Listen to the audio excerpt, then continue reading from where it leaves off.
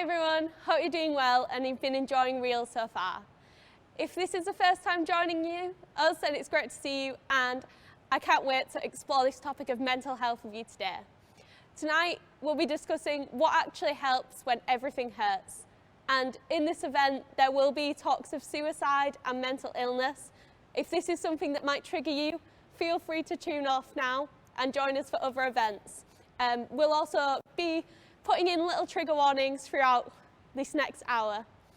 And if this is something that you need help with, reach out to us. There'll be a link in the comments with a bunch of great resources and great charities that can help you. This is a topic that I know personally.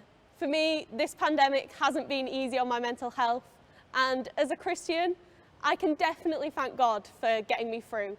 But equally, I can thank the NHS and modern day medicine. Let's hear from a few people within our CU who have their own stories to tell. Hi, my name's Harry and I'm a third year student here at UEA studying medicine, and I'm here today to talk to you a little bit about my experiences with mental health. So over the past 2 years, my mental health has been quite up and down.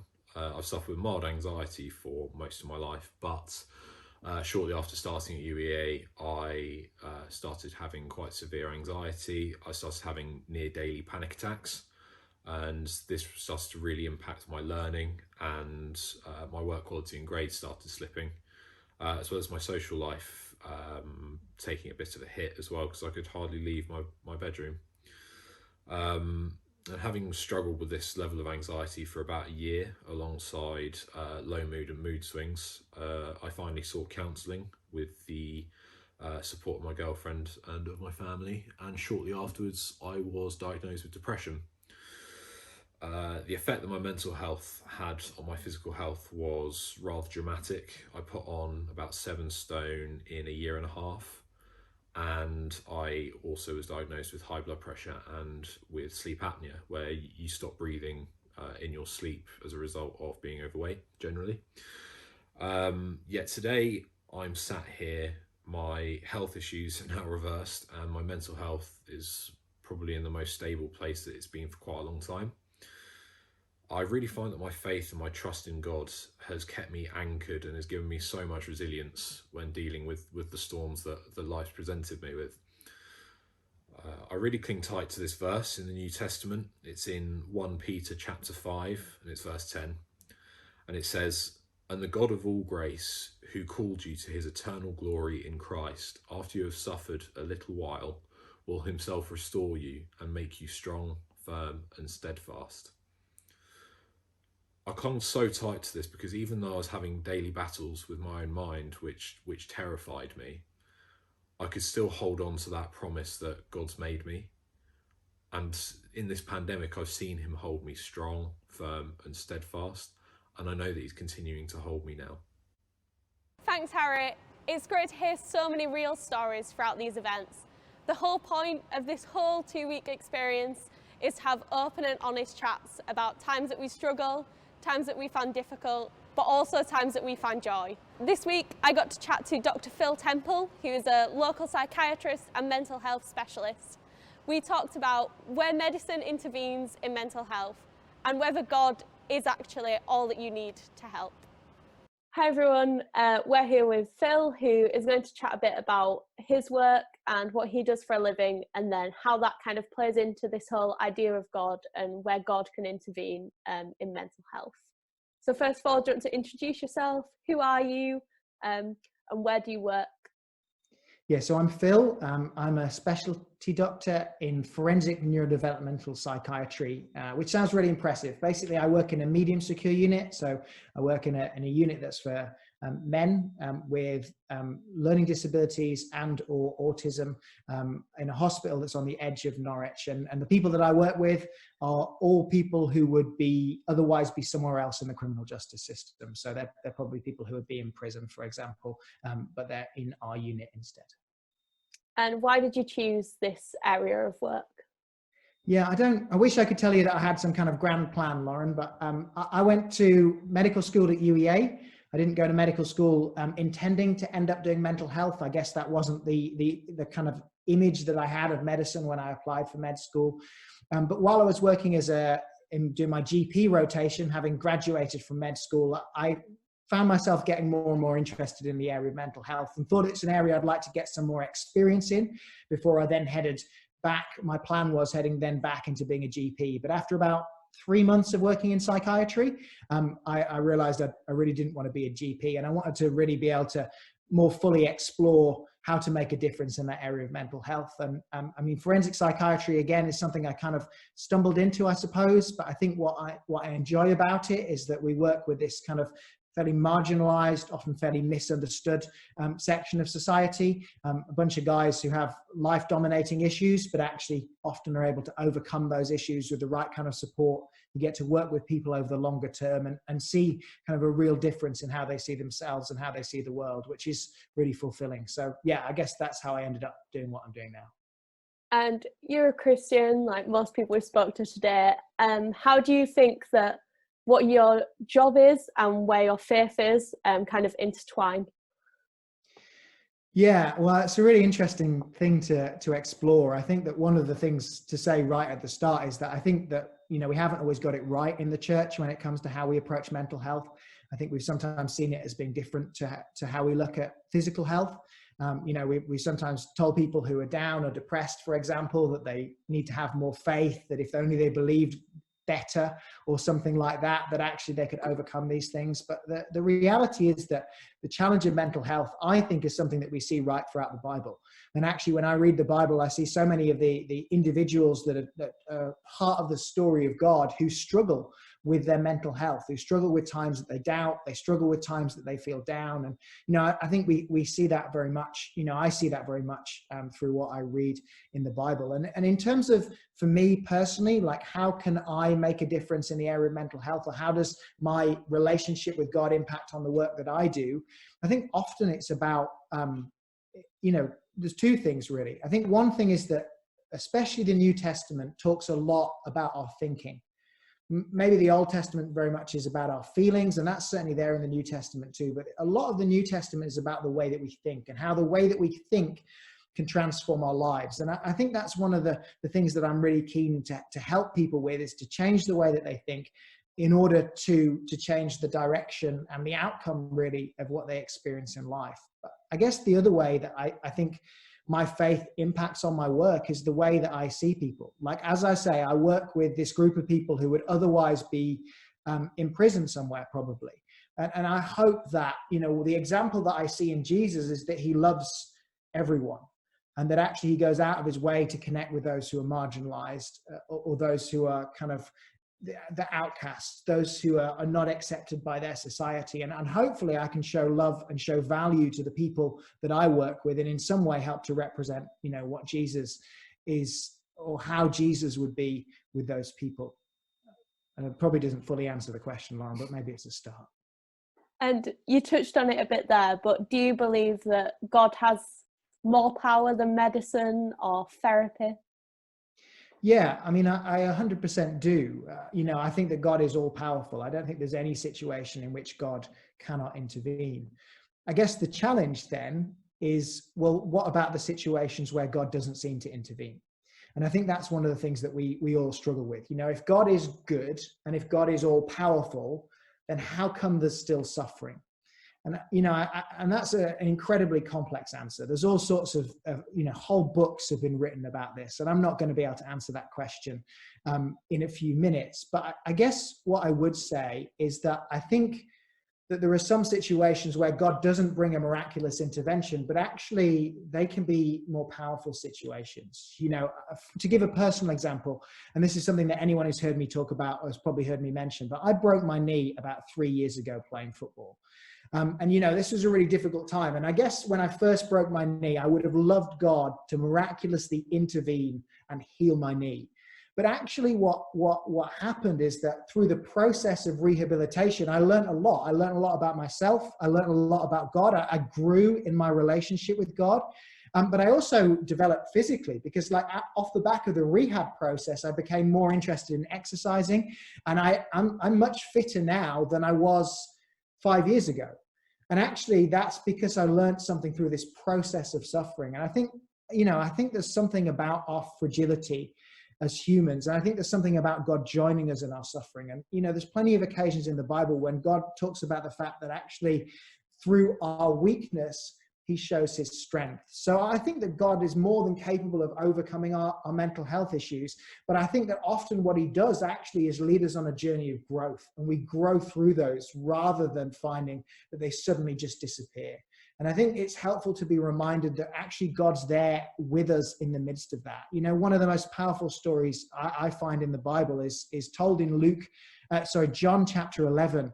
And it talks about how some of Jesus' friends, that their brother has died. And Jesus turns up. He turns up too late to heal this guy. And one of the shortest version of the Bible is, I think it's John 11:38, which just says, Jesus wept. And I think there's something really powerful, because what happens at the end of the account is that Jesus actually raises this guy from the dead. But before he does that, he weeps with those who are suffering. And I think for me, it's really powerful to be reminded that God can join us in the midst of our suffering, that actually in our most challenging moments, that God comes alongside us and can be a part of that experience. And yes, he leads us out of it. And sometimes it's through a miraculous turnaround, and sometimes it's through a process of growth.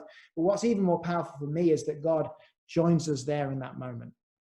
Yeah, that's so good. And I know for some people watching today, perhaps you're still kind of in that process of either not knowing where God is or being just stuck in a hard place. What advice could you give to those people who perhaps are thinking there is no God around, or actually this is a really tough time and I can't really see an end to this dark situation?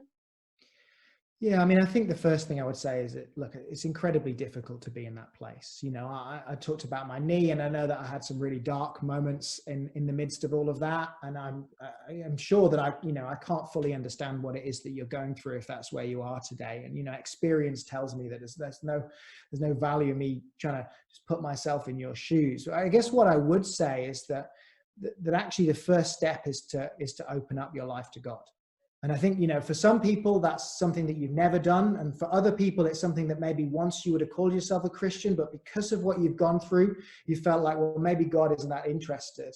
One of the most powerful principles I find in the Bible is where it says that if you draw near to God, he will draw near to you. And I think that God doesn't, force his way into our lives, but I do think that God draws near when we open up our lives to him. And I think the first thing, the most powerful thing, is just to say, God, I open up my life to you. I don't know what you can do in this situation. I don't know how this situation can work out for good, but I open it up to you. And then I think it's just a case of trying to, continue and build that relationship. And it might be that actually you just want to start to explore that relationship. Maybe start just by reading that account that I've mentioned. Maybe start by reading John 11. Maybe you want to, just begin by reading some of the accounts of Jesus' life, or just getting an understanding of that. Maybe you've got Christian friends who are prepared to talk to you about these things. It might be as simple as just starting to pray, and prayer in its most simple form is talking to God. And it's as simple as that. And I think that just taking some of those steps is important. At the end of the day, we desperately long for everything to be sorted out.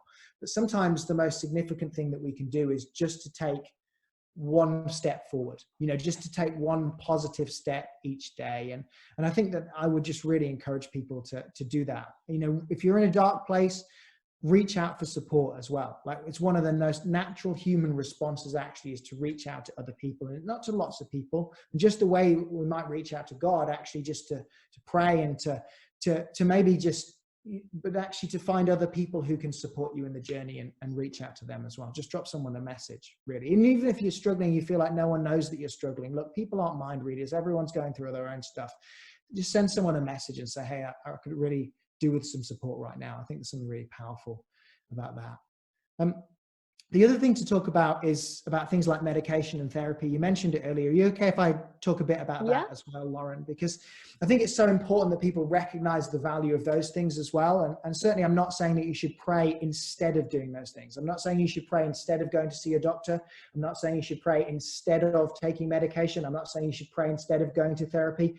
I think that all of those things are a vitally important part of what we should do. And I actually think one of the really fundamental principles for, people who are still exploring things, and for Christians, is to recognize that actually, I think we should do all that we can do, as well as asking God to do what only he can do. And I say that because in that same account that I've been talking about, one of the really interesting things is, as I say, Jesus raises this guy from the dead. But before he does that, he asks the people who are his friends to show Jesus where the tomb is. He asks them to roll away the stone that's outside of the tomb. He speaks to the dead man and tells him to come out, even though he would have been like wrapped up, this guy, like, you know, like a mummy, because that's how they left the bodies. Jesus still tells him to come out. And I think what's significant about that is that Jesus has the supernatural power to raise this guy from the dead, but he still includes the other people in the process. And he expects them to do the things that they can do, and then he does what only he can do. And I think that's a really powerful principle, actually, for each of us, wherever we're at in the journey, is we should do the things that we should do. And sometimes it certainly looks like seeking help. If you are in a dark place right now and you haven't been to see your GP, I would wholeheartedly encourage you to go and see your GP, or access the counseling services that are available through UEA. You know, even if you've had a bad experience in the past, you know, not every GP is great at this. Not every counselor quite clicks. It's worth having another go. But also, if you're taking medication, keep taking the medication. If you're offered therapy, go to therapy. Do the things that you can do, as well as continuing to ask that God would do the things that he can only do. You know, one of the verses that really encourages me that is the one that says that God can work all things for good. And I believe that. And I don't think that God causes all things, but I do think that God can use all things for good. But I think sometimes it's actually in the diligence of taking medication. It's in the process of therapy that some of the good of these situations comes out. So I would encourage you to continue to engage with those things, to do what you can naturally do, even while expecting God to do what he is supernaturally able to do in our situations. Yeah, that's right. So thank you for today. And if you are someone who perhaps isn't sure where to start with either God or mental health, there'll be a section at the end of this video about how to connect with God, but also how to connect with the support services. A lot of it will be local to Norwich, but also some of the charities can offer help around the country. And like Phil said, if you are in a dark situation, the first point of call isn't necessarily to pray, but also to speak to your GP and kind of health workers around you. So thank you, Phil. Thank you very much. And as Lauren says, please don't suffer in silence. Reach out to someone, get in touch with someone, let them know if you need some help. So good to hear from a professional in the field of mental health. Thanks again, Dr. Phil. Thank you for sharing your own experience of your career, as well as a few biblical insights of what God has to offer. Next up, we'll be hearing from a good friend of mine, Laura, who will talk about a really dark time that she once had. Pre-warning, this video will contain talks of self-harm, suicide, and depression. If this is something that triggers you, feel free to tune out now and tune back in around 8 minutes. Hi, my name is Laura. I'm a UEA graduate back in 2007, and I have kept links going with the UEA Christian Union since that time, which is why I've been asked to kind of pop in and come and speak to you today. And I've been asked to tell you about a time in my life where God really intervened in my mental health. And I'd like to take the opportunity to tell you about the time where God stepped in, transformed my life, and literally saved it. Now, before we go any further, I just want to give a few trigger warnings, because this video is going to talk about suicide and it's also going to talk about self-harm. So if you're not in the place to hear about either of those things right now, probably a really good time to switch off. Okay. So yes, so the story I want to share was the time that kind of God stepped into my life, transformed it forever, and kind of set me on the path of where I am now. But in order for that to make sense, there's two things you need to know. One is a story that Jesus told in the Bible, and the second is a bit of history. So I'm going to start with that story from the Bible. This is a story that Jesus told, and it's a story about a family of a father and two sons. And one day, the son kind of comes to his father and says, Dad, I don't want to wait for you to die. I want my inheritance now. And the father kind of decides that he's going to kind of honour this request and gives the son his inheritance. The son then moves away He disappears off the face of the earth as far as the father's concerned, and the Bible tells us that the son kind of squandered the money. He used it for wild living, and he ended up totally destitute. He ended up homeless and kind of stealing food from animals. And he kind of had this moment and this reflection. He was like, this is ridiculous. This is absolutely ridiculous. If I go back to my father's house, if I beg for his forgiveness, maybe he'll make me like a servant in his house. And he begins his journey back. And then the Bible then tells us that the father saw the son a long way off. And he kind of ran and he embraced him and he kind of restored him, not as a servant in the house, but as a son in the house, and through this giant party. Now the story's called The Prodigal Son, and I'm going to reference it a few times in this video, but it's a really important bit that you're going to need to know for my story to make sense. The other thing that you need to know is a bit of history. So for me, mental health difficulties have always been a thing in my life. I think all the way back to primary school, and although I didn't have the language for it, I definitely remembered kind of experiencing this really intense hatred for myself and this massive apathy towards life. Like I just didn't have the kind of the energy and the enthusiasm that other people seem to have. Now, the first time I was given a name or a label to explain my experiences was when I was 13. It was following my first suicide attempt, and I'd met a psychiatrist and he diagnosed me as having depression. Now, since that time, I've been given pretty much an entire alphabet's worth of diagnoses, but this initial one it really explained something of my experience. That actually, for me, happiness was something that wasn't easy to come by. That actually, most of the days of my life, I felt unhappy. And that actually, that was a really difficult thing to live by. The other thing this kind of initial suicide attempt did is it kind of triggered off a decade of self-harm and suicide attempts that were kind of quite intense within that. Now, during this time, I kind of had an idea that there was a God. I kind of believed that something existed, but didn't really have an idea of kind of God's character. I kind of saw him a bit like a cosmic judge who was just always wanting me to be better and always there to make me feel guilty when I wasn't good enough. In fact, if I think about kind of that father and that prodigal son story, because whenever I read that story, I never felt like they'd ended it, because it wasn't that day when the son returned that the father would kind of make him feel guilty. It was going to be the next day. And that was my sense of God, that he was always waiting to make me kind of feel bad or guilty about something. Now, this might seem a bit of a strange way to talk about how God intervened in my mental health, but it kind of sets the scene for the story I'm about to tell you. And the story where kind of God stepped into my life was in 2005. And it was during what would have been my final suicide attempt. Now, unlike previous suicide attempts before, this one had been meticulously planned. And I am confident that had I gone through with it, I would have died. But it was during that attempt that God stepped in, and I was driving to the place where I was going to die. And there was a song on the radio.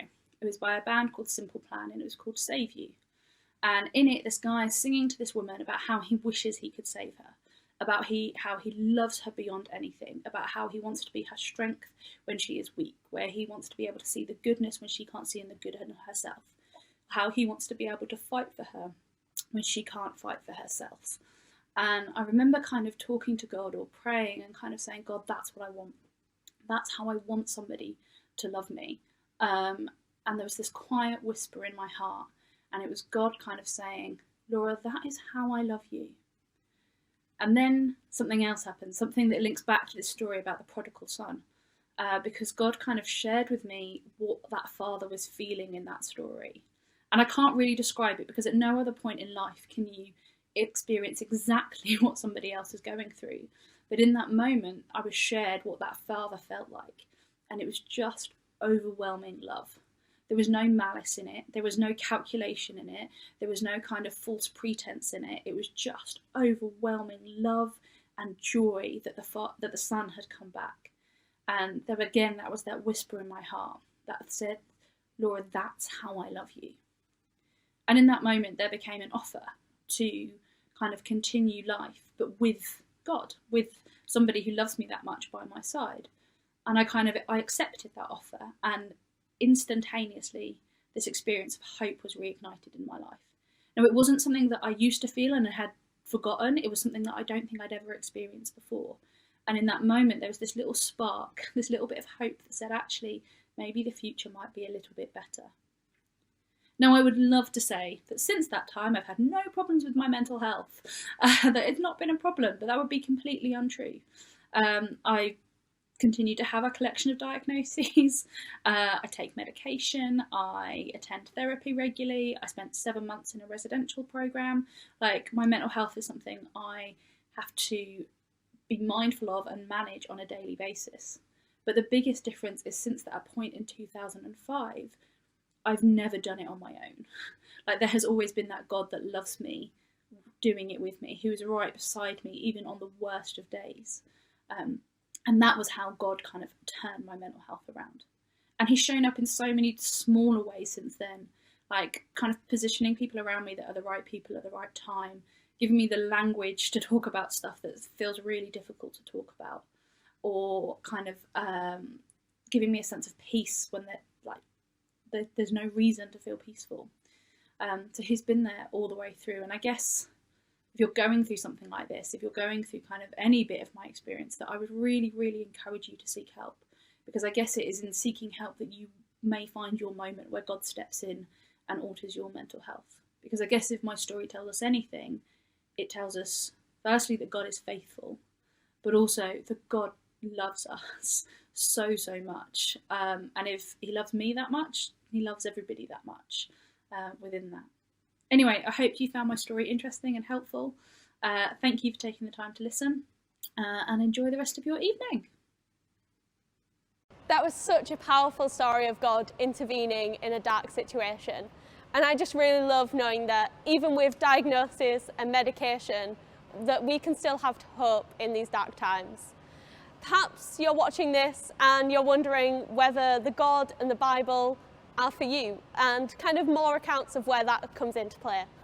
Mike will be exploring the biblical account of mental health and how Jesus treated the depressed, the anxious, and the upset now. So the question that we're thinking about tonight is, what actually helps when everything hurts?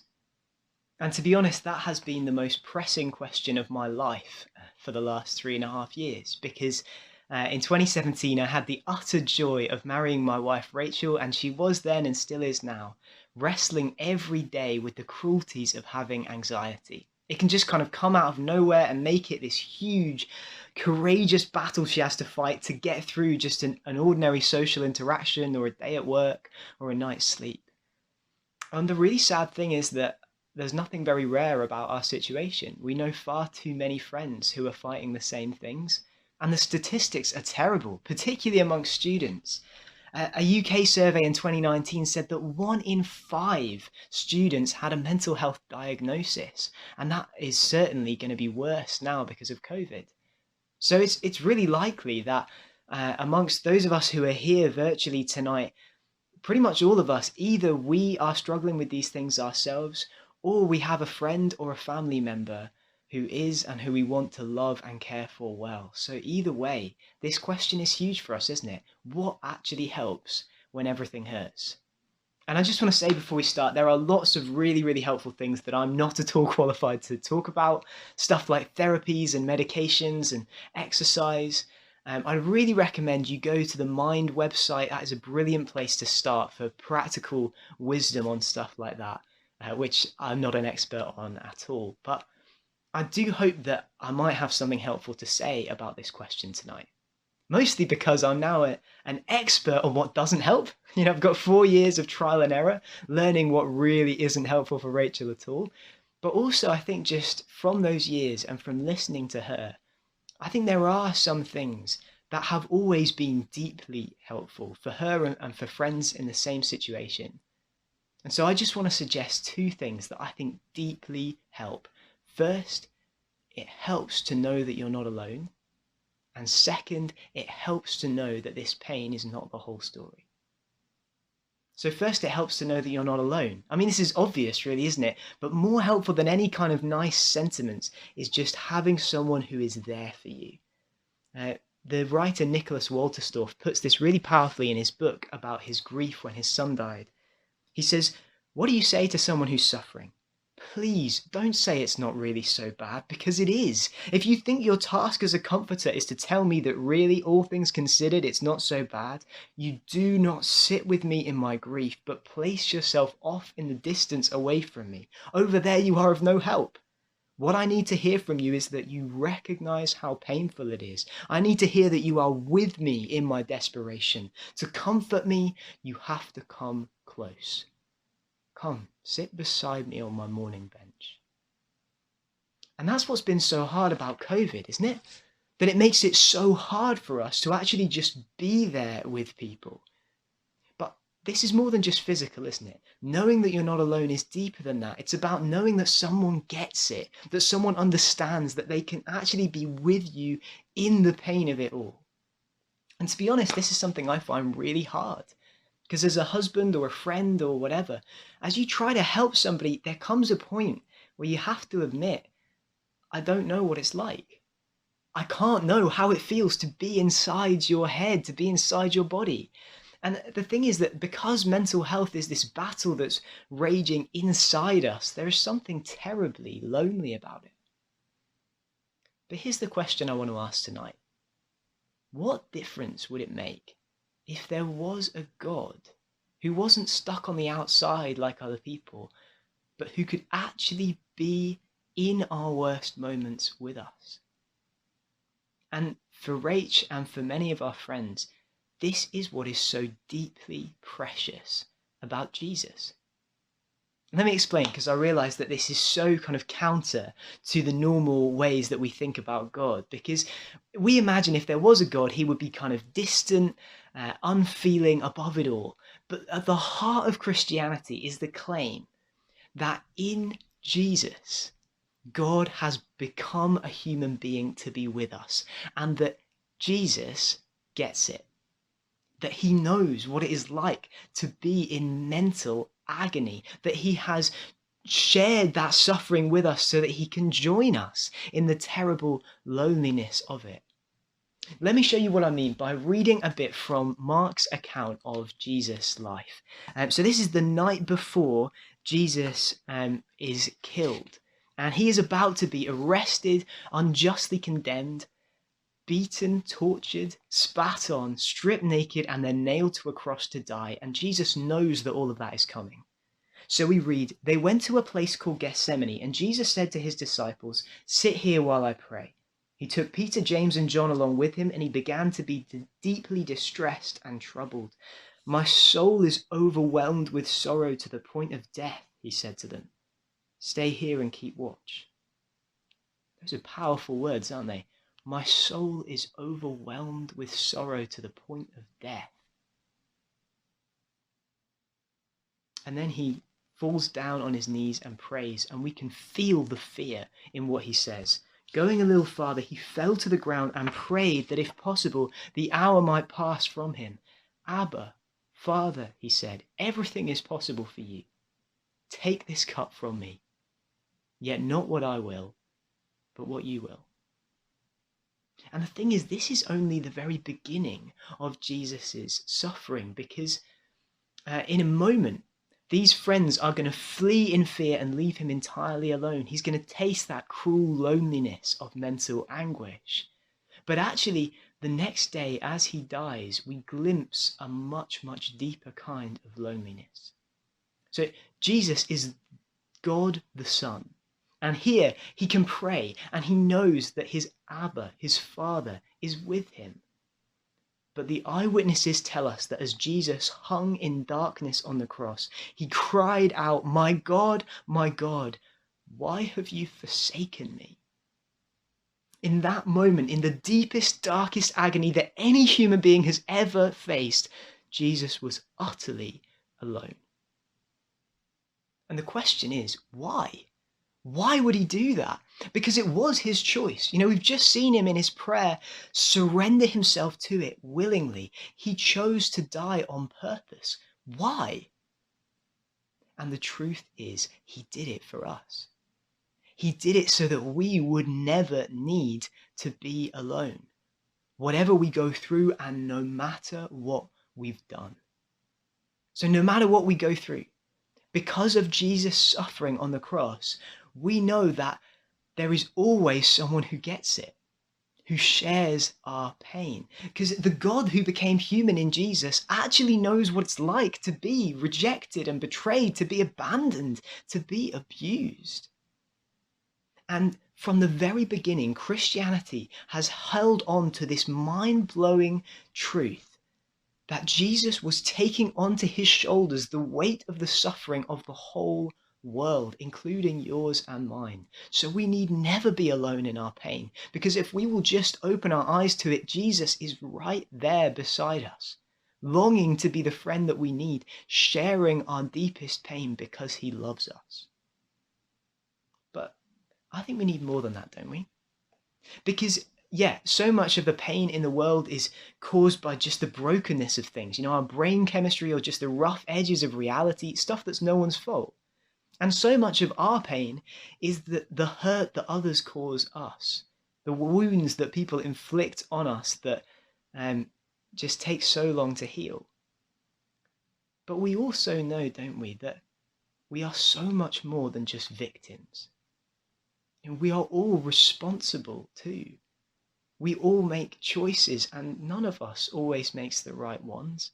And so I think we don't just need a kind of brittle, fragile type of comfort that only works if somehow it's never our fault, if we're always blameless. We need a deep reassurance that we can still be loved, even when we have messed up and hurt people.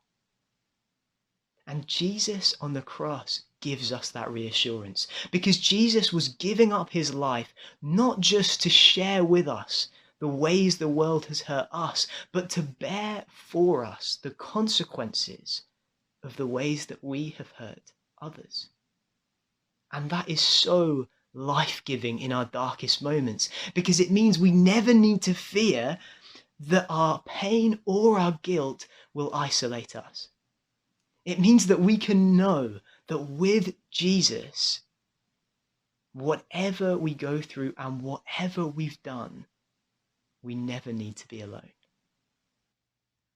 So we've seen that one thing that helps is to know that we're not alone, but there's more than that. It also helps to know that this pain is not the whole story. So Stephen Fry talks about his struggles with mental health by comparing it to the weather. He says, like the weather, because it's real and it's not under our control. So if it's pouring with rain, no point pretending that you're not getting wet. But then he talks about the importance of hope. He says we need a sense of future to keep going.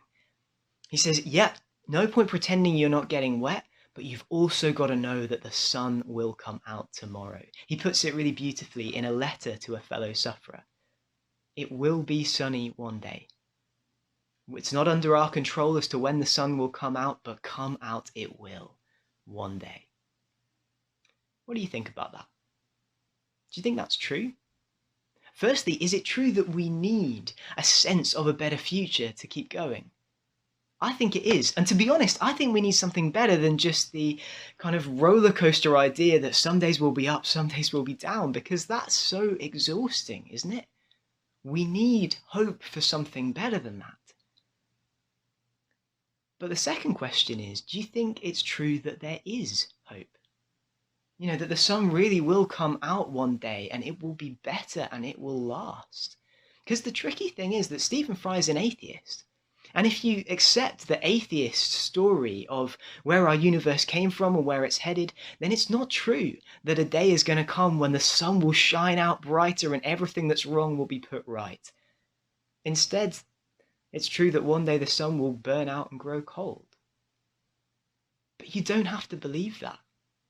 Please do not just blindly accept that bleak atheist story of who we are and where we're from and where we're going without investigating whether or not it's actually true, because the brilliant news is it's not. How can I know that? How can me and Rachel be confident of that? Because Jesus rose from the dead.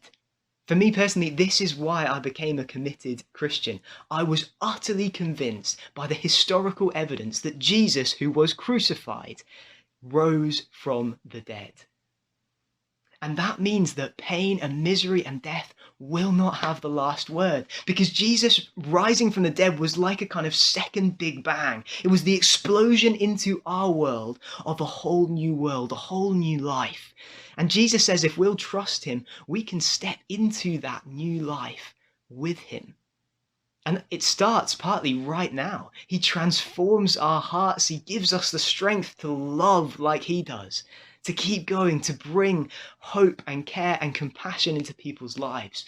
But one day he will complete the transformation entirely. He will raise us from the dead, healed and renewed, with bodies and brains that are not broken anymore.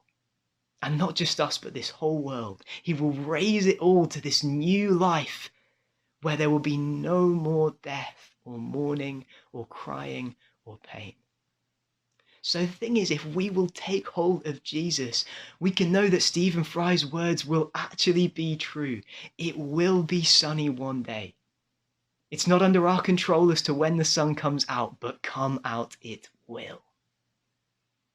So please, let me invite you, do not just shrug this off or kind of forget about it and blindly accept that bleak atheist story that this roller coaster of pain is all that there is to it.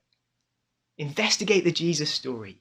Come to the rest of the real events. Come along to Life Christianity Explored afterwards. Get your head around Jesus, because I hope that you can see why he is so precious to us in our pain.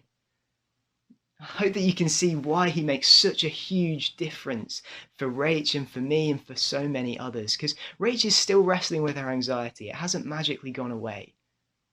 But with Jesus, we can know that we are never alone. And that our pain will not be the end of the story. That misery will not have the last word. Jesus will have the last word. And it will be welcome home. I love that talk so much. What did you guys think? Was there anything particularly that stands out for you? I know for me, the main thing that stood out was the fact that Jesus supports people through tough times. And even better, that he died on the cross just so that we could have a relationship with him. I think you've heard today that God is definitely able to support you in your struggles and be there for you in difficult times. And perhaps you're intrigued by this God we've talked so much about and want to connect with him. All it takes is a simple prayer. And if you want to say that today, just repeat after me. Jesus, thank you for being a God of hope. I know that I still have questions, but I believe in you. And today, I'd like to connect with you. Amen. If you said that prayer, that's awesome. Let us know. We'd love to hear from you. There's a Google form in the comments where you can pop a few details in. But maybe you're not ready yet. Maybe you just still want to know a little bit more about Jesus before connecting. If so, still fill in that form. I'd love to hear from you and get you talking about some of these larger questions. You can also join our Christianity Explored course, where we'll be unpacking some of these bigger questions of life a little bit more. And don't forget to tune in throughout the week, as we'll explore more real topics. And finally, perhaps the topic of mental health is something that you're struggling with. It's a rough time for us all in this pandemic, and as you've heard today, we're by no means saying that God will fix all of our struggles. But here's a few tips that might be helpful and a few resources and charities to point you in the right direction. First of all, a great place to start is your GP or the NHS in general. Here in Norwich, there's a great NHS wellbeing service where you can access online therapy and different courses and different things online. There's also a bunch of wonderful charities who are there to support you. Here's some of the details. Just drop us a message if you want to get in contact with them. But also, if you're in need of urgent medical support, please don't be afraid to call any of these numbers as soon as you need them. Thank you all so much for joining us. It's been great to see you, and stay tuned for other events.